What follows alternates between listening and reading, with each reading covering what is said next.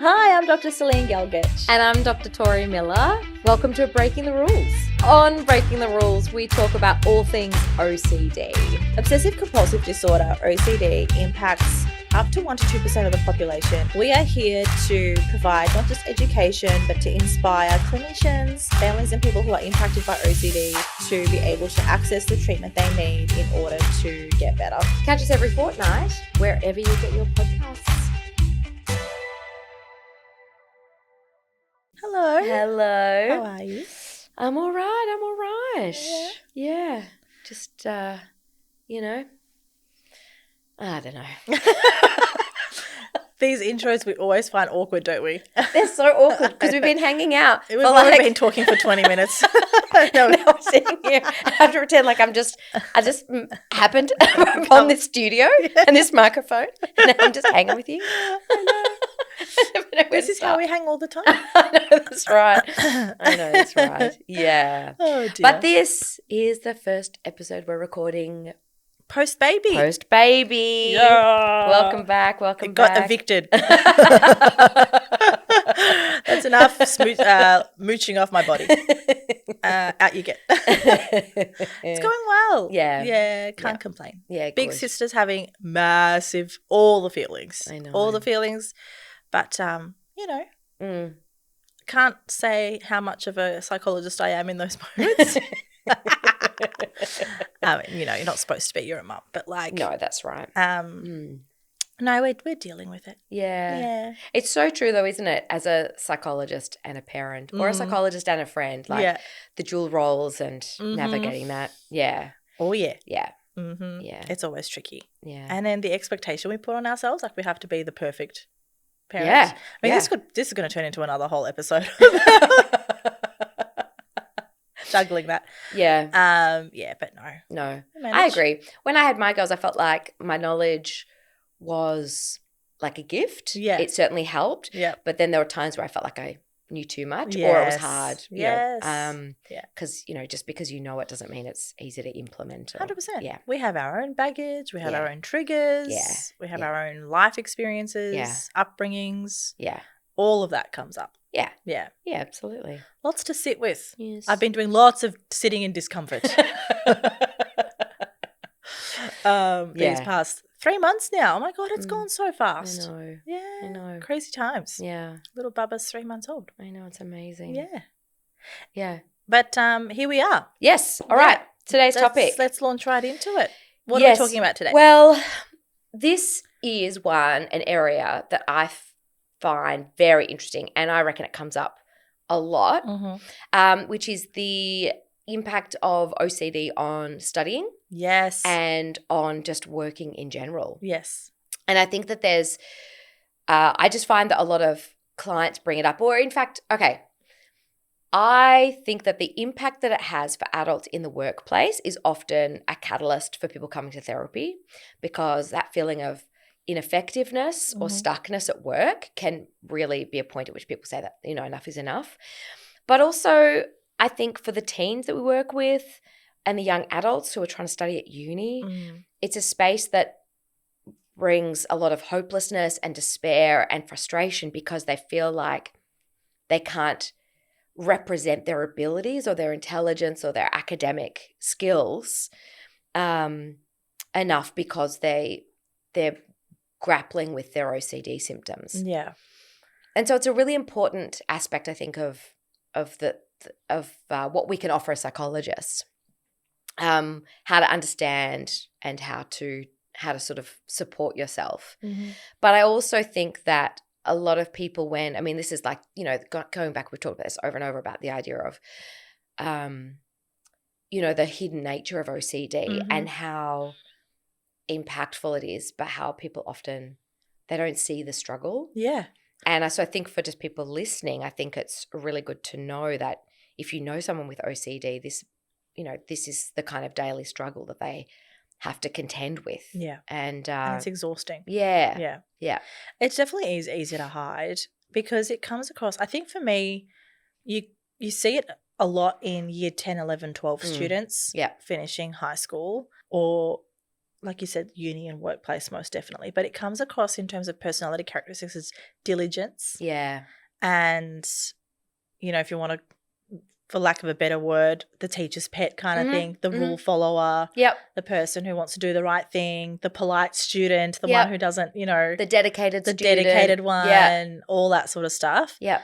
You often see. Yeah. And then the studious one. Yeah, that's too, right. Right. So it kind of is easily hidden as all those traits parents reward. Yeah. And society rewards as well. Yeah, that's right. As being the hard worker. Hours and hours at your desk. Yeah. Yeah. But that hours and hours at the desk is really just things like is agony in a sense that there's lots of rereading happening and uncertainty and rewriting things. Yeah, and that's what I think what a lot of people talk about, isn't it, is that they're spending, that they don't feel efficient or effective, that they might be spending a lot of time at work or going over a document or, whatever. But in fact, for the 2 or 3 hours that they spent, they were only effective for 30 minutes of that time. Yeah. And that's a really difficult thing to experience. It's a massive waste of time. Yeah. Oh, yeah. And it's frustrating too. Oh, yeah, completely. Yeah. So these are some of the ways that it shows up, right? Yeah. Like in the workplace, it can show up looking like, so if you're assessing a client, these are some of the things to look out for. Multiple checks of emails before hitting send, lots of asking for clarification, lots of meetings requested, check-ins and all the rest of it. Might be missed deadlines. Yes, missed deadlines, or falling way behind at work. Another way, especially at uni, would be constantly asking for extensions. Yep. Lots of reassurance seeking, lots of highlighting of articles, the textbook, all of it. In younger years, in high school, it can look like what we described before of the diligent, the hard worker, the studious one, hours and hours being locked away in study and just feeling irritated and agitated, going, you got to come out for dinner. No, I've got to study for this test. You don't understand what that, I'm going to fail. Lots of tears, lots of meltdowns. Well, the opposite can also be true, actually. Yeah. Now, because, I mean, yes, there's a fastidiousness, but there's also kids who will avoid 100% doing their work at all because it's so painful or they're so scared of their desk space that they don't want to get started. Yeah, I'm glad you mentioned that. And so there can be that tension around, why aren't you doing your homework? It can look like it can be mislabeled as laziness or lack of motivation. Absolutely. Whereas in fact, they really wish that they could be doing their work. It's an but avoidance. They just they're trying to they want to avoid that space. And I think the same would go for uni or I think so. Yeah. Failed subjects and the workplace. Yeah. Not turning up to work or taking lots of days off. Yeah. Just massive avoidances for fear of not being able to deal with the intense compulsions and checking and whatnot and reassurance seeking that happens. And the I mean, we can't stress enough. I mean, I think, again, like this is where, the difference between someone who is fastidious or conscientious or perfectionistic or might just have some anxiety and might have a strong sense of responsibility or, want to be really good at their job, who might, reread an email or draft something, a few times. I mean, I certainly do that. Yeah. But there is a difference between that and what we're talking about, which is people paralyzed. Yes. Paralyzed in this moment, unable to press send on an email, sometimes spending hours on a single email. And the email doesn't even have to be something that's particularly important. Yeah. It's not like people are getting stuck because they're firing someone and they're trying to figure out the nicest way to do it. We're talking about someone, look, it could be a completely neutral topic. Yep. And people going over and over and over, and then perhaps once the email is sent, going back over and over and again, rereading, looking for mistakes, afraid that there was something, there was an error in there, seeking out reassurance from the recipient. So just, like a whole day or hours of a day spent preoccupied with a single email because they're afraid of causing harm. Yes. Offending somebody. Yeah.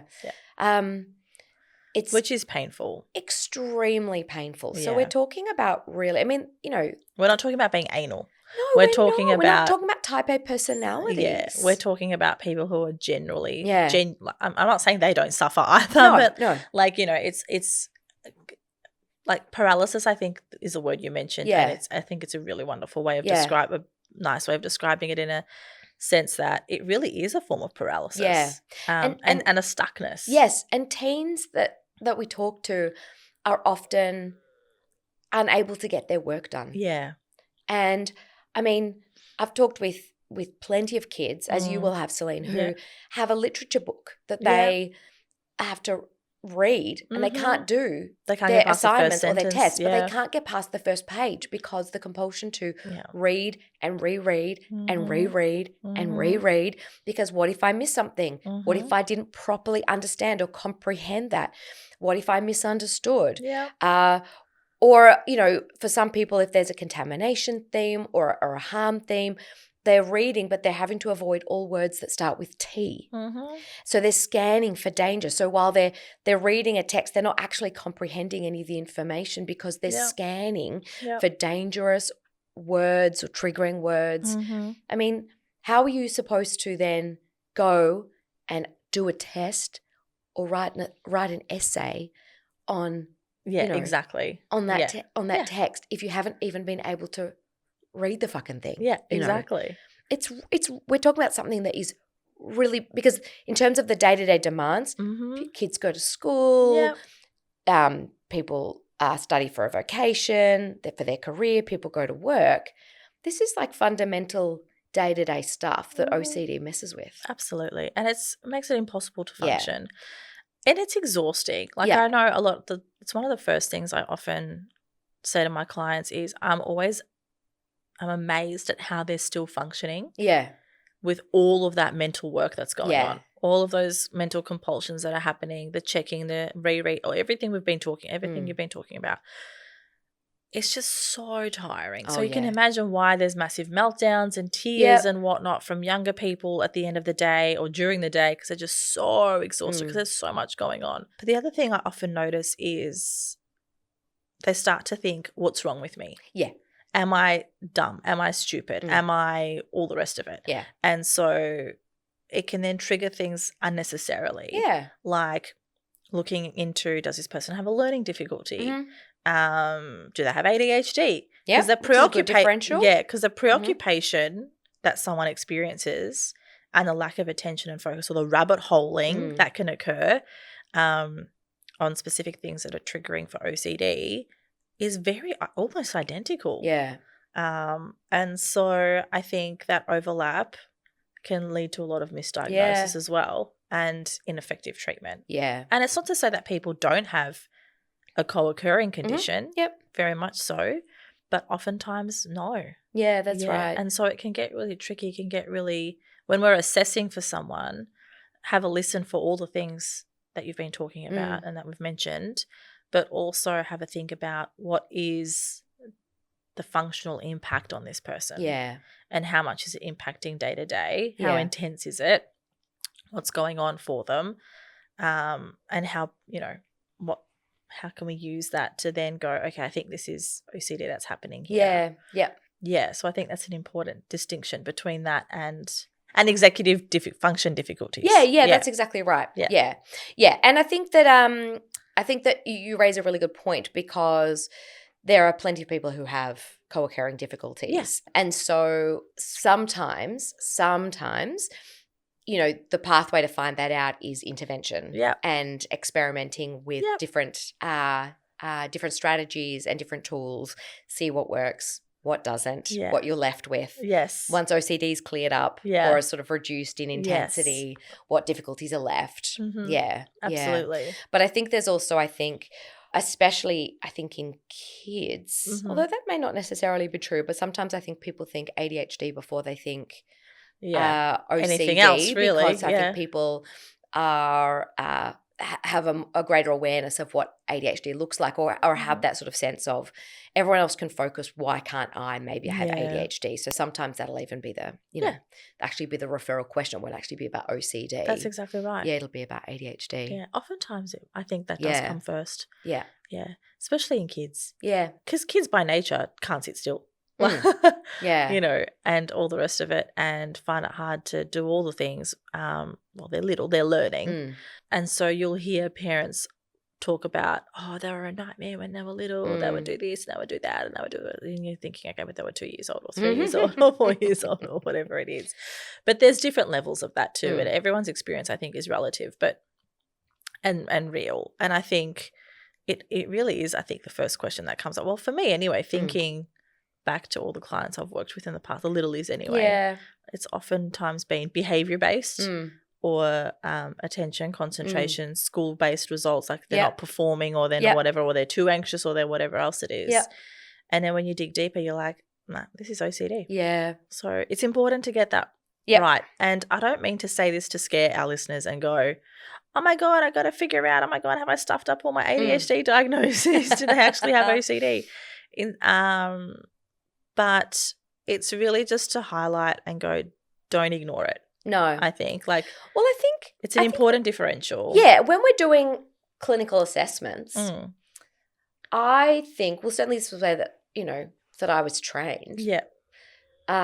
Which I'm very grateful for, is, you know, we're I think I've said this before, it's not just about what you're ruling in, it's what you're ruling out as well. Yes, exactly. And I think all we're saying is, when you're doing an assessment, even if the referral question isn't specifically for OCD, is to have OCD be on your radar. Yeah, exactly. Just, you know, throw in a few questions. Yeah. Be curious. Yep, exactly. Yeah. Or when you're hearing people describe their day-to-day life, and it's sounding similar to the things we've been describing, then your antenna should go up and go, that's right. Huh, okay. Yeah. I think this might be OCD. Yeah. Either as well or instead. Yeah, agreed. Yeah. So I don't, like I said before, I don't want to freak people out. It could still be both. But don't discount it or don't not think about it. Have it on your radar, I think is a good way to put it. Yeah.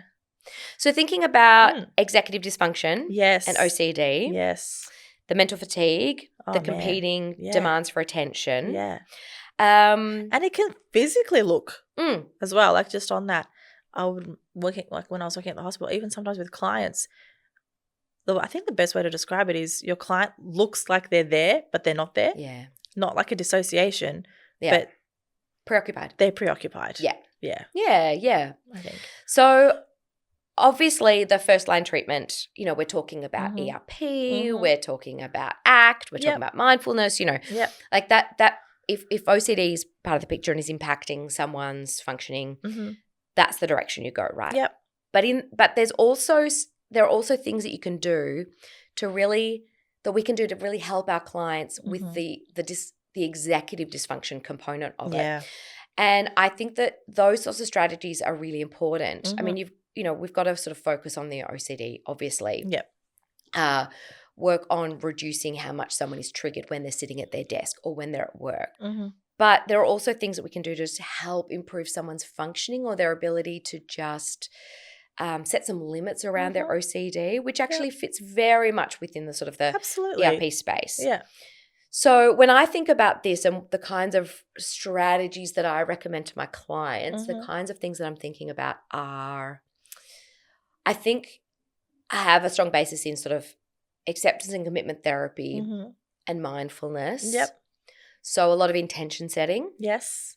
And what I mean by that is just observing what is happening in one's mind when you're sitting at the desk, let's say, and let's say there's a contamination obsession and there are intrusive thoughts around, what if my keyboard's contaminated, or what if my phone's contaminated and now my phone is on the desk and now my fingers have been on my phone and I'm transferring that contamination to the keyboards, and all the time you're trying to write an essay but all you can think about is my keyboard dirty? Is that the intention setting would be, I am going to set the intention that I'm going to focus on the words on the screen and what I'm writing.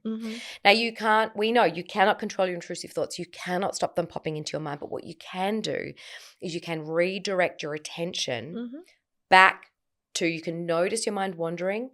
You can notice, I'm back focusing on my keyboard, but I'm going to ground myself. I'm going to notice other things in the room and I'm going to notice my computer screen. I'm going to notice what I the sentence that I've written, Mm-hmm. and I'm going to bring my attention back to that. Now, that might be a bit of a dance where you're doing that every 30 seconds. It Yes. sounds really Yeah. simple, but of Mhm. course it's absolutely not. But that is a strategy, and the more you do it, the more your brain responds Yeah. and learns to pivot and builds that flexibility. Shifting attention. Exactly. Yeah. Right. So that is that's a place to start. Mm-hmm. Obviously, we can also use strategies like the good enough. Yes. The good enough. Which is so painful to sit with. Mm-hmm. But I sort of accepting Yeah. what a good enough email looks like, accepting letting go of perfection, Yep. practicing sitting in discomfort. Mm-hmm. And while you're learning to do that, Mm-hmm. use templates. Yeah, oh yeah, so helpful. Have templates for an email. Yes. Have templates for note taking. Yep. You know, Mm-hmm. that sort of thing. Yep. You know, so that way at least, you know, I mean, that would be sort of a middle ground while you're grappling with this, while you're learning. Yeah. To sort of to sit with that uncertainty, to practice the art of good enough. Yeah. But like build some templates just to make, you know, so that your email at least is started and finished, and you've just got to add a little bit of content. That's right. Or, yeah. You know, if you're taking notes at uni, you know, you've got kind of. Not pages and pages and pages of notes. Just give yourself a limit. Absolutely. Yeah. I find extra couple of strategies could be helpful, especially with reading, is I used to tell my clients to put your finger under the word. Yep. And because then your mind focuses on following the finger. Yep. And it actually will follow the pace. Yeah. Because it's forced to do that. Yep. So you've got movement happening because your mind will focus on movement first. Yeah, and it's bringing in extra stimuli it is, for your to brain. help you maintain the that's attention. right. Yeah. So if this was the page, you'd just be like, the cat jumped over the fox. Yeah. Or whatever, right? And so you just do that. And Yeah. that would help a lot. Yeah, agreed. The other thing I'd get clients to do is give themselves a limit of checks. So if they would check 3 or 4 times, bring it down to 2 checks or 1 check before sending an email, Agreed. for example. Same with asking for clarification and reassurance and all that sort of stuff. That can also be helpful. So just even physical limits and boundaries, or setting alarms. Yep. I would find or clients would find really helpful. So like they'd give themselves if they had to study for something, they'd give themselves maybe an hour or something. Like if there's compulsive researching happening, set a Or you're going limit. down the Like I'm rabbit going to hole. read three articles about this, or I'm going to I'm only going to research for an hour, and then what I have at the end of the hour is what I work with. So or I'm going to give myself 15 minutes to summarize this chapter. And whatever you come up with in that 15 minutes is all you have to work with, which makes it really hard. Because what then clients are sitting with is, what if I've missed an important point? What if I get my essay wrong? What if I don't have the right quotes? I'm just thinking about an English essay, or something like that.